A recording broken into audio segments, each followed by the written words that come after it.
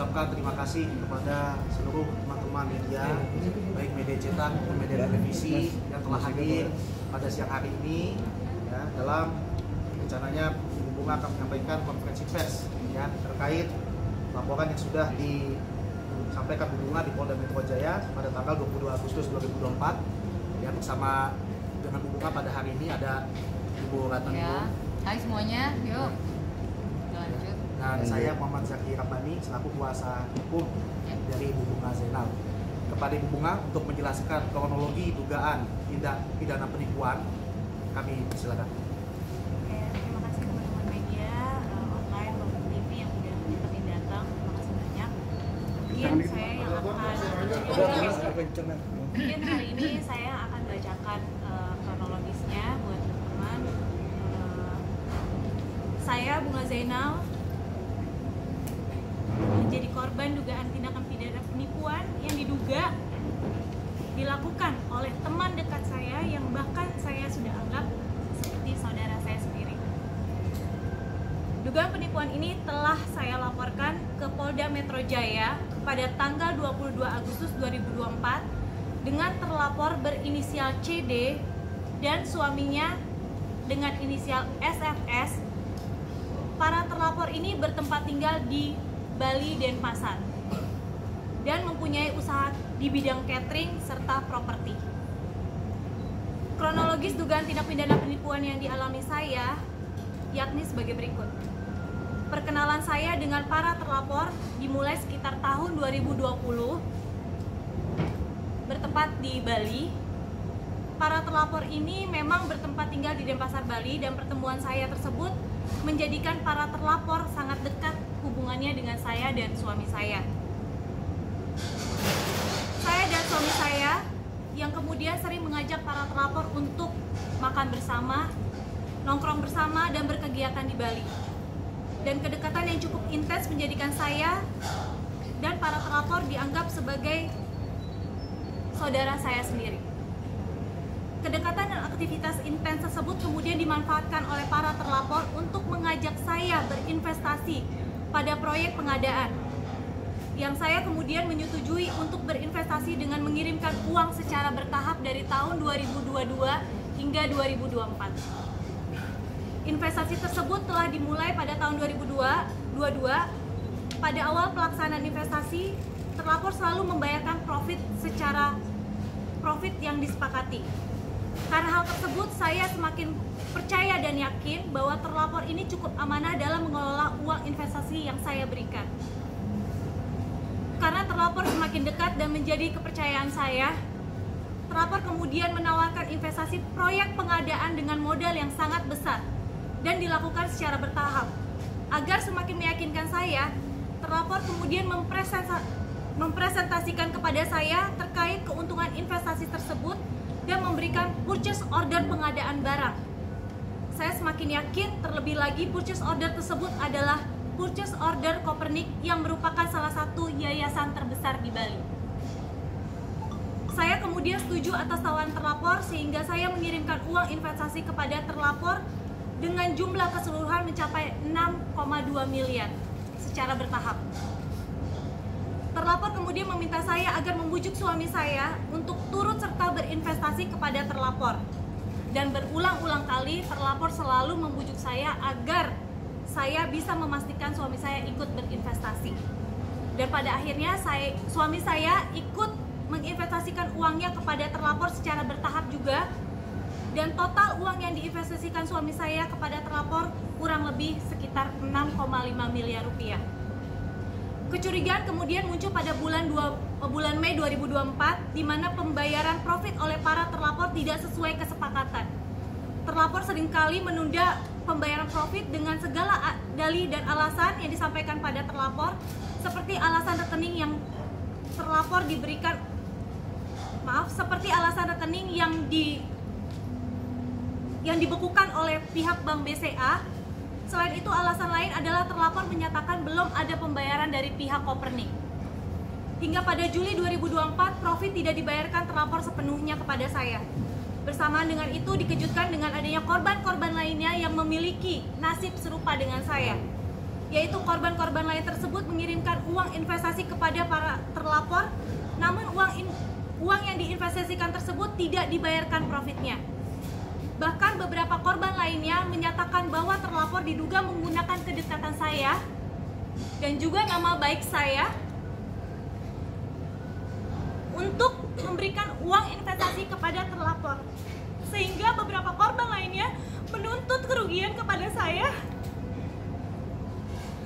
yang sejatinya saya juga adalah korban dari terlapor. Saya kemudian mencari tahu kebenaran proyek investasi yang ditawarkan kepada saya. Ternyata fakta bahwa purchase order Copernic yang ditawarkan para terlapor kepada saya itu diduga kuat adalah palsu. Betapa terkejutnya saya dikarenakan para terlapor sudah saya anggap seperti saudara saya sendiri, bahkan sangat dekat dengan anak-anak saya. Hal itu yang membuat saya sangat terpukul dan sangat shock. Saya menggunakan uang untuk investasi adalah uang yang saya kumpulkan untuk masa depan anak-anak saya dari hasil syuting dan juga iklan selama ini yang saya kerjakan. Total kerugian seluruhnya diperhitungkan dari modal gabungan antara modal saya pribadi, suami saya, dan juga modal dari dua perusahaan saya, yaitu PT Bunga Cipta Mandiri dan Bunga Kreatif Studio, dengan modal keseluruhan mencapai kurang lebih 15 miliar. Namun para terlapor tidak mengedepankan penyelesaian, baik dengan mengundang terlapor. Saya sempat mengundang terlapor pada tanggal 8 Agustus 2024. Dalam pertemuan tersebut, para terlapor menjanjikan penyelesaian dengan mengalihkan aset-aset yang dimiliki terlapor pada saya. Namun janji-janji tersebut tidak ditepati. Terlapor juga sudah saya somasi agar menyelesaikan permasalahan ini, namun hingga saat ini tidak ada itikat baik terlapor, hingga akhirnya saya melaporkan kasus ini ke Polda Metro Jaya. Laporan yang saya buat di Polda Metro Jaya hanya baru satu kasus dari beberapa kasus lainnya yang berpotensi untuk saya laporkan juga ke kepolisian. Salah satunya adalah terlapor menyalahgunakan jabatan selaku Direktur Utama di PT Rasa Sedap Nusantara dengan merek dagang bunga box catering untuk melakukan kerjasama investasi dengan pihak ketiga, namun dana tersebut tidak ditransfer ke rekening PT Rasa Sedap Nusantara, melainkan ditransfer ke rekening CP3 Srikandi yang diduga rekening tersebut adalah milik teman terlapor di Bali, serta kasus-kasus lainnya yang mungkin akan saya laporkan ke pihak kepolisian. Saya juga mendapatkan informasi pula dari direct message Instagram saya terkait adanya masyarakat yang diduga menjadi korban penipuan oleh para terlapor. Oleh karena itu, melalui proses preskon ini, saya berharap masyarakat yang pernah menjadi korban untuk tidak ragu-ragu untuk melaporkan persoalan ini ke polisi. Terima kasih. Ada pertanyaan, teman-teman? Kita siapin dulu satu dulu. Nah, Sebelumnya agak kencang sedikit, Mbak. Sebelumnya setelah mendapatkan penawaran itu, apakah melakukan verifikasi dulu atau bagaimana? Aku sudah percaya karena hubungan dekat berhubungan dengan terlapor. Saya sudah, ya selain saya punya rasa kepercayaan yang cukup tinggi, saya juga menanyakan beberapa dokumentasi atau dokumen-dokumen yang memang bisa membuat saya percaya, dan terlapor juga memberikan beberapa dokumen-dokumen seperti purchase order yang saya juga research juga bahwa perusahaan Copernic itu adalah perusahaan besar, dan dia juga mengirimkan video serta kegiatan-kegiatan para terlapor ini di perusahaan Copernic. Ini kan pembahasan secara bertahap ya. Profitnya itu dari awal tidak ada profit, tidak diserahkan ke profitnya atau seperti apa, atau di pertengahan tiba-tiba profit nambah? Dari awal 2022 itu sesuai kesepakatan ya, Mbak. Artinya ini baru ketahuan bahwa ada tindak pidana itu di tahun 2024 bulan Juli, di mana selain profit saya yang tersendat, juga adanya laporan-laporan dari masyarakat yang memang adalah korban serupa dengan saya. Makanya saya tahu dari 2024 itu para terlapor ini memang sudah melakukan aksinya bahkan dari 2013, tapi selalu lolos gitu. Artinya merasa terjebak dengan adanya misalnya kalau mungkin awalnya itu seperti apa sih? Saya sih spesifik investasi di luar saya juga kurang paham ya Mbak, tapi mungkin cara kerjanya mereka adalah menerima investasi uang dari investor lalu ya kayak tutup lubang buka lubang gitu loh Mbak. Bunga, kalau boleh tahu total seluruhan invest yang masuk itu berapa? 6,5 miliar itu kah atau 15 itu atau berapa keseluruhan rugian? Totalnya setelah kami itu kurang lebih hampir 15 miliar itu adalah uang gabungan. Jadi uang gabungan itu ada uang saya pribadi, uang 2 perusahaan saya, dan juga uang suami saya. Artinya 15 miliar itu semuanya sudah beralih ke rekening terlapor? Iya, rekening terlapor. Pertemuan di tanggal 8 itu terakhir itu kan ya pertemuannya? Tanggal Iya, 8 Agustus kemarin? Iya. Ada kesepakatan apa selain dari pembayaran pencicilan atau mungkin ada pengalihan usaha dari mereka ke Selain Mbak? pengalihan aset mungkin win-win solutionnya ada apa lagi sih? Dari tim lawyer saya mungkin yang lebih. Iya. Jadi memang kita ada upaya-upaya mediasi ya sebelum kita melakukan upaya hukum ya. Jadi ini pasangan suami istri ini mengaku untuk melakukan pembayarannya lewat cicilan. Gitu. Dan mereka juga memberikan pernyataan tertulis ya saat itu ya dan bersedia untuk melakukan pengalihan aset. Tapi hingga batas waktu yang ditentukan ternyata tidak ada itikat baik dari pasangan suami istri ini atau terlapor ini. Kalau boleh tahu komunikasi terakhir kapan? Selain tanggal 18? Komunikasi terakhir seminggu yang lalu lewat WA karena memang domisilinya tidak ada di Jakarta ya. Ada respon? Iya responnya begitu tunggu gitu aja sih. Wait and see dan kita juga kirim somasi akhirnya sampai batas waktu yang ditentukan juga somasi tidak dijawab.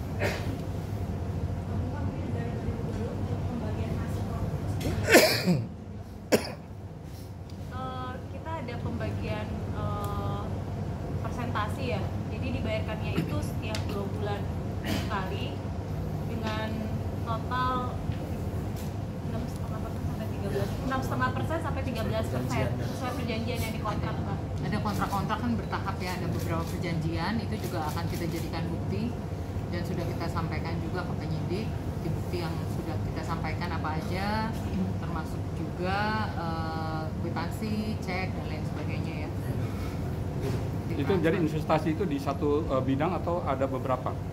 Ada beberapa kerjasamanya, salah satunya Kopernik, itu pengadaan Kopernik bisa dicek juga ada ya kalau properti juga, terus ada beberapa proyek properti yang kerjasamanya, terus ada catering juga, jadi dia memang punya catering di Bali dan saya juga perusahaan saya in charge investasi di cateringnya dia.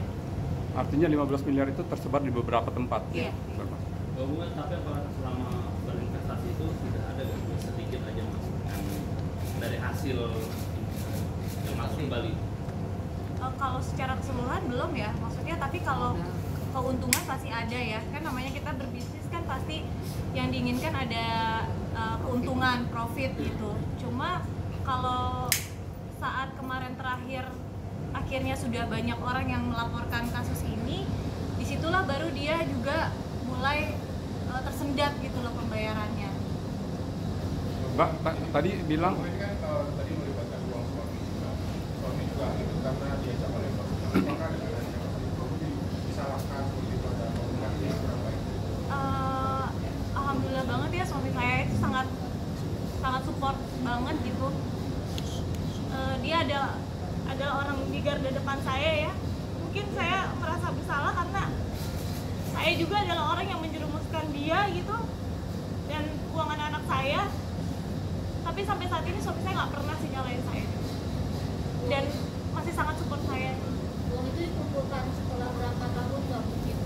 Aduh Mbak, udah dari saya, mungkin manajer saya tahu lah saya kerjanya kayak apa gitu. Saya memang kalau di bidang entertain kan saya selalu di bawah naungan manajemen dan juga perusahaan saya. Jadi makanya uang yang hasil kerja saya itu masuk ke perusahaan saya gitu. Mbak, pidana penipuan dan penggelapan. penipuan dan penggelapan karena ada banyak dokumen yang dia palsukan. Salah satunya adalah dokumen perusahaan saya. Terus juga ada pencemaran nama baik saya juga, penggelapan uang perusahaan. Tapi Bapak tahu nggak sih kalau pada akhirnya bahwa si pelapor ini iming-iming bahwa Mbak itu ayo ikut di awal, tahu nggak sih kita kabar dipakai itu? Enggak, saya nggak tahu sama sekali, Mbak. Makanya pas belakangan mungkin karena banyak yang melapor dan mereka juga tidak dibayarkan hak-haknya gitu. Bahkan ada si terlapor ini membuat direct message itu seolah-olah saya untuk membuat para korban ini percaya gitu kalau itu adalah saya gitu. Artinya menjual nama Mbak gitu? Iya. Pak Bunga tadi kan ada penjelasan tentang kalau ada orang yang minta tutup gitu Pak Bunga, mungkin ada yang udah dibayarin kah atau gimana mungkin respon itu? Saya juga nggak bisa bayarin karena saya ngerasa saya nggak ngelakuin itu gitu. Karena pada saat itu saya juga ada di Amerika. Saya kaget sekali ketika saya dapat caci makian dari orang-orang lalu meminta ganti rugi. Bahkan terlapor ini menjanjikan sebuah cek senilai 1 miliar yang katanya akan diberikan oleh saya. Makanya beberapa korban juga nagih ke saya, cek yang dijanjikan ini mana gitu. Saya bingung karena saya ngerasa saya nggak pernah menjanjikan atau bekerja sama dengan orang lain gitu selain dengan terlapor ini. Mbak Bunga berarti sempat ada teror juga dong dari para korban-korban lain? Iya, seperti yang saya sampaikan, terkuatnya masalah ini karena banyak sekali yang melaporkan kasus ini terhadap saya, kepada saya gitu. Bang, ada dugaan pencucian uang nggak sih? Ini banyak korban. Untuk pencucian uang mungkin nanti tergantung pengembangan kasus ya, karena kasus ini dana-dana ini dipakai kemana, dialirkan kemana gitu. Jadi nanti biar dari penyidik yang akan melakukan pengembangan kasusnya, apakah bisa sampai ke tindak pidana pencucian uang. Sementara pelaporannya di penipuan dan penggelapan. Karena boleh saya tambahkan juga ada investasi yang menggunakan perusahaan catering saya. Jadi terlapor ini menyalahgunakan posisi dia sebagai direktur utama untuk berinvestasi kepada pihak ketiga, tapi transfernya itu bukan ke rekening perusahaan saya, melainkan ke rekening CV 3 Sri Kandi yang dimana diduga teman dari terlapor ini yang ada di Bali. Jadi mungkin ya saya bisa bilang ini ada dugaan sindikat juga ya, karena banyak sekali transferan yang melibatkan perusahaan-perusahaan orang gitu. Posisi terlapor sendiri ada di mana Pak? Mungkin tahu? Sekarang masih ada di Bali. Bu, boleh kalau tahu pelaporan itu atas apa dugaan apa dan pasal berapa yang di? Bisa bikin.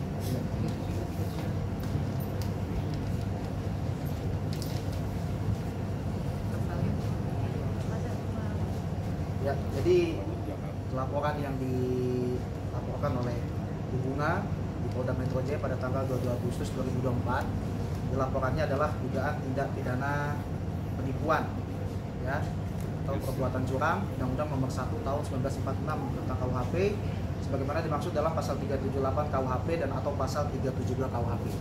Gitu, Pak. Sudah ada tindakan pemeriksaan belum? Rencana dalam waktu dekat akan diambil keterangan Ibu Bunga sebagai korban. Saya bersyukur banget sih karena dari semalam saya posting, jujur saya mau terima kasih juga sama bapak-bapak Polda Metro Jaya, langsung cepet banget.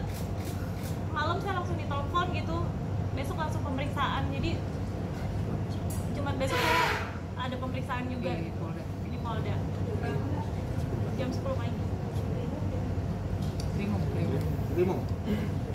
Dari gimana nih maksudnya? Kenal gak sih sama? Seperti apa sih Kak dari mungkin dirimu kan manajernya nih, sama pengetahuan dirimu sebagai manajer sih? Kalau dibilang kenal ya cuma kenal, karena Kak Bunga lagi tuh kenalin si perempuan ini tuh di Bali ya. Dan Kak Bunga kan ini emang orang tipe orang yang nabung kan buat masa depan dia, masa depan anak-anaknya. Memang sering banget, nggak tahu dia kayak kesirap aja sih sebenarnya gitu loh. Dia kayak kesirap aja tentang masalah bisnis yang di Bali itu tuh benar-benar ditutup gitu loh, nggak dikasih tahu. Biasanya dia apapun bisnisnya diinfo, dia gimana ya, ini sama sekali ditutup gitu. Dan ketika teman-temannya mau masuk ke bisnisnya yang kamu nggak jalanin, kamu juga kayak kesirap jawabannya template ke orang-orang. Si A nggak ada duit, si B nggak ada duit, si C nggak ada duit, si D nggak ada duit. Nggak tahu ya, aku juga nggak percaya sih sama soal-soal kayak masalah-masalah yang di hypnotize atau apa gitu segala macam. Tapi kita nggak pernah tahu ya, karena dia main ngasih duit aja, ngalir aja gitu. Dan tiba-tiba dapat kabar dia akan nanti gue deh kayaknya. Dan itu baru tuh mulai pikirannya dia buka. Ya kan kalau ada pikiran tuh mentoknya dia pasti nangis dulu, bener-bener nangis dulu, stres dulu segala macam. Nah mulai tuh kejanggalannya terbukti kayak kok bisa kamu nggak disuruh kirim uang main kirim aja, disuruh bohongin suaminya bohongin aja, disuruh kayak gini itu dilakuin sama kamu nggak semuanya. Bener-bener dia nggak mau syuting juga, dia bilang dia kayak aku nggak mau syuting dulu. Mana kayak mikir kak, ya memang offline yang kita dapat sama syuting yang kita dapat 2 tahun belakangan ini tuh alhamdulillah penyakit yang luar biasa gitu. Cuma setelah itu tuh setelah masuk ke perempuan ini tiba-tiba dia bilang deh, jadi kayak manajer satu Indonesia yang megang aku kamu ya, tapi yang di Bali bukan kamu ya, dia aja. Mikir gak? Gimana sih sistem kerjanya nih? Gitu loh, pasti kita berpikir kayak tiba-tiba ada satu daerah di mana aku nggak boleh sentuh sama sekali gitu loh. Sedangkan aku juga punya usaha di Bali gitu. Sempat nanya tapi kamu nggak cerita, nggak apa segala macam ya, agak aneh sih ya. Pasti dibilang khawatir ya, sangat khawatir lah gitu. Kamu kan juga tipe orang yang sangat peduli. Tapi karena juga gimana ya udah terjadi ya, sebenarnya udah terjadi nih. Dan ini juga bukan nominal yang kecil, nominal yang gede banget. Uang selama dia kerja habis kayak gitu aja sama orang yang dia percaya tuh. Nggak tahu ya, kalau gue sih ketemu sih gue lides gue bingung semua. Nggak tahu. Soalnya Derry juga hampir banget jadi korban, salah satu korbannya juga. Karena terlapor ini juga mencoba untuk teks Derry, menawarkan Derry dengan purchase order yang sama persis dengan purchase order yang ada di saya gitu, yang ditawarin ke saya. Tapi dan beberapa teman entertain kakak ya? Iya, ada beberapa teman-teman entertain saya yang mungkin saya nggak bisa sebutin. Dia juga hampir jadi korban penipuan dari terlapor ini. Tapi lu menolaknya gimana tuh? Atau mau gimana jadi tag? Jawab. Pertama gini udah gak masuk akal. Kedua dari ngeliat gaya juga udah gak masuk akal. Jadi kayak jawabnya ya, kan gue orangnya juga agak ketus kan. Jawabnya, ya kak, nanti aku kabarin ya. Selesai deh, panjang udah gue tidur lah. Udah malam, kirim bisnis tengah malam, lu bisnis apa aja di online. Ya kan, kita fair-fairan aja dengan nominal yang sangat besar gitu, dengan nominal yang besar. Jadi makanya untungnya Kabunga tuh kayak ngelindungin gua nih, ngelindungin teman-teman entertainnya gitu loh. Tapi entah kenapa Kabunga kesirap duitnya gede banget. Tapi kita tuh bener-bener dipotong gitu yang Kabunga, jangan. Itu di bawah alam sadar ini. Jadi saya bisa banget begitu dana masuk, nggak ada berapa lama saya langsung transfer gitu. Terus kalau dia tuh bisa tahu kalau saya ada uang berapa, baru masuk dari mana, dia bisa tahu gitu. Dan dia minta transfer berapapun, saya langsung bilang iya. Saya nggak bisa ngomong enggak, kata tidak tuh enggak. Jadi berapapun dia minta, 500 juta, 1 miliar, 1,5 miliar, itu saya langsung transfer gitu. Pernah aku nanyain honor kayak misalnya yang sebenarnya belum timeline-nya keluar, segala macam dia bakal nanyain honornya udah atau belum. Wah kak tanggal sekian ya keluarnya segala macam, itu duitnya nggak ada. Biasanya gua kalau ngelarang dia kayak misalnya kak jangan beli barang ya, kak jangan beli tas ya, terutama itu gua concern banget ke tas karena dia orang yang belanja tas mulu. Jangan beli tas ya, jangan beli ini ya, karena buat tabungan. Dan tiba-tiba gua kepleset juga karena kan gua sama talent-talent gua nih orang yang tipe orang yang memaintain keuangannya kayak belilah barang-barang yang penting aja. Dan akhirnya bener dia kasih bukti ke gua kayak Der aku nggak beli tas lagi ya, nah gitu dong kak segala macam. Tapi digondol orang. Makanya kalau ketemu gue pengen gatak nih, gue nggak pakai basa-basi orangnya. Gue dibilangin sekarang kan udah terjadi ya, Kabunga tuh itu udah raib lah ibaratnya. Tinggal cari solusi gimana caranya uang nggak balik atau masalah ini cepat selesai segala macam. Jadi makanya gue minta tolong sama teman-teman media biar nggak banyak orang ketipu lagi. Ya. Dan sebenarnya ketika Kabunga ngepost ini beberapa artis besar juga tuh langsung ngechat gue. Dia ternyata juga lagi proses ketipu, cuma dia belum nge-up. Si artis cowok ini lagi juga, kak Der, aku juga kena tipu nih, kayak gini juga sama. Nah ini tuh bakal jadi kayak apa ya? Bumerang juga nih buat orang-orang nih, hati-hati gitu loh. Jadi lebih baik ini harus diviralkan masalah ini biar tidak ada lagi korban-korban selanjutnya. Dan sebenarnya untuk nanti tersangkanya harus dihukum seberat-beratnya, dikasih efek yang sebenarnya cerah banget sih gitu. Orang udah capek kerja ya kan, begadang, syuting sampai subuh, sampai kena penyakit kuning, lo ambil duitnya, sialan lo. Kan gue dapat. Lanjut aja Bu. Tapi itu Keluarnya proses dirimu sendiri sudah kecurigaan itu udah lama. Udah ngeluarin itu belum? Atau udah ngeremin dia belum? Enggak. Dibilang ngerem atau enggak, aku nggak bisa ngerem tabungan. Kalau tabungan tuh kayak ngelos aja, disuruh syuting nggak mau. Aku suruh ngobrol aja, bahas kerjaan lain, nggak datang-datang. Kita bahas apa, misalnya mau kemana, tiba-tiba, Der aku mau ke Bali. Tapi kalau dia udah ke negara lain kayak, Der aku mau ke US dari tanggal sekian sampai tanggal sekian ya, itu nongol tuh. Nah tanggal yang kerjaan ini aku bisa nih, Der. Tapi kalau sana ya bayangin sebulan bisa dua kali nih, misalnya ke Bali, ya itu udah ngelos aja, dia ngelos. Nggak ada kabar, nggak ada apa gitu. Bener-bener ngelos aja, kayak nggak tahu pikirannya dia Saya kemana. benar-benar kayak narik diri, Iya, narik narik diri diri. dari teman-teman juga. Which is ya udah hidup saya sama dia aja terus tiap hari. Dia bisa ninggalin suaminya sama anak-anaknya untuk dia ke Bali. Ya kayak dia pernah ke Bali hanya bawa anaknya doang. Padahal dia harusnya pergi keluar kota sama suaminya. Itu yang dia lakuin. Kan itu udah aneh kan? Kayak, kok kabungan gini, ya kabungan nggak pernah gini. Disuruh syuting A, ada aja jawabnya. Ini bukan kabungan nih. Nah tapi setelah dia sadar, sebelum dia cerita masalah ini, ketika dia sadar dia ngomong kayak, Der, aku mau syuting lagi deh, syuting yang dulu ini nggak apa-apa, ntar gini-gini kita. Nah, udah mulai nih enak nih dari ngobrolnya. Baru dia langsung telepon. Der, ini kenapa ya kok aku ngasih duit? Nah, barulah aku buka semua. Mulai kenal itu perempuan Batman itu cowboy. Makanya saya jadi malas banget syuting sih Mbak. Iya, Jadi malas pokoknya itu kalau 2022 syuting ya, tuh kan? ya 2022. pokoknya kalau dari kasih kerjaan tuh saya emang bener-bener kayak nolak, gimana caranya nolak gitu. Ada aja Offline-nya juga gitu ya, Kak? pokoknya Offline. apa aja tuh hidup saya pokoknya nggak boleh ketemu orang, ya ketemunya dia aja gitu. Dia. Kita ada kerja sama beberapa perusahaan besar yang dimana kamu sudah menjadi brand ambassador selama 2 tahun. 2 tahun di PT sini dan satu lagi di PT yang luar biasa besar banget. Udah 2 tahun juga. Nah biasanya sebelum kabungan selesai secara BA, kabungan tuh udah nanya, biar kontrak selanjutnya gimana? Nggak ada, cuek aja, bener-bener cuek, nggak ngurusin kosan, nggak ngurus, cuek aja ngeluas. Biasa kayak, biar kita naik budget sekian nih misalnya untuk tahun ketiga, ini nggak nanya sama sekali ya Kak, borok nanya.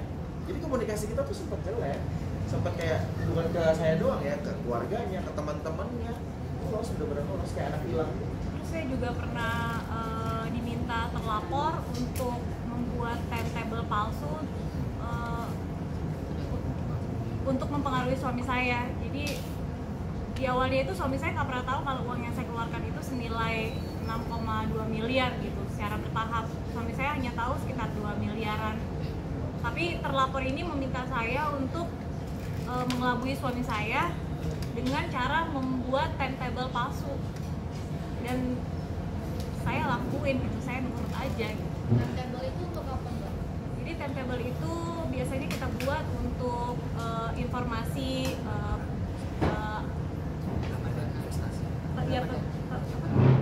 potensi ya investasi buat kayak misalnya jatuh temponya, berapa profitnya, itu biasanya setiap investasi ada timetable-nya gitu.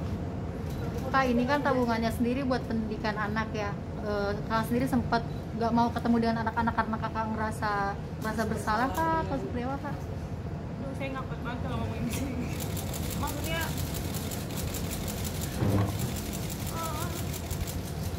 seperti Diri bilang, saya tuh anaknya kerja keras banget ya Mbak. Jadi setelah saya nikah punya anak, saya tuh udah nggak pikirin buat syuting tuh buat diri saya gitu. Emang bener-bener saya kumpulin buat anak-anak saya. Bahkan salah satu dana yang suami saya keluarin itu adalah dana pendidikan anak saya gitu. Jadi ketika ini terjadi tuh kayak mental saya nggak sehat aja sih Mbak. Saya sampai bener-bener nggak mau ketemu anak-anak saya karena saya bisa marah-marah sama anak saya gitu. Padahal anak saya itu kan korban juga ya. Cuma sakit aja sih karena saya udah ngorbanin dana pendidikan anak-anak saya tuh buat investasi bodong ini. Itu sih Mbak.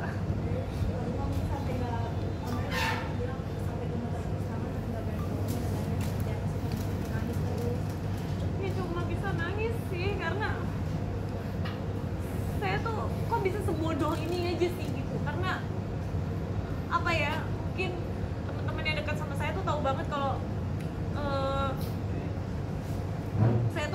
bahagia banget gitu ya. Maksudnya saya nggak pernah nangis, apalagi mungkin teman-teman tahu sosial media saya nggak pernah gunain buat ungkapin masalah-masalah saya gitu. Cuma kemarin saya udah nggak tahu harus ngapain, jadi jujur aja kayak mental saya terganggu banget sih. Iya. Baik, terima kasih teman-teman media semua. Kalau besok masih ada waktu teman-teman media, kami tunggu kehadirannya di Polda Metro Jaya. Insya Allah besok Ibu Bunga dan saksi lainnya akan memberikan keterangan di Polda Metro Jaya. LP-nya? Saya, LP-nya ada LP-nya nih. Dibacain aja nomornya ya. Boleh saya sebutin ya. Oke, surat tanda penerimaan laporan nomor STTLP _B _4972 Romawi 8 _2024 SPKT Polda Metro Jaya. Laporan polisi ini dibuat pada tanggal 22 Agustus 2024. Lihat Bang itu. Ya. Bang tahan. Kanan dong.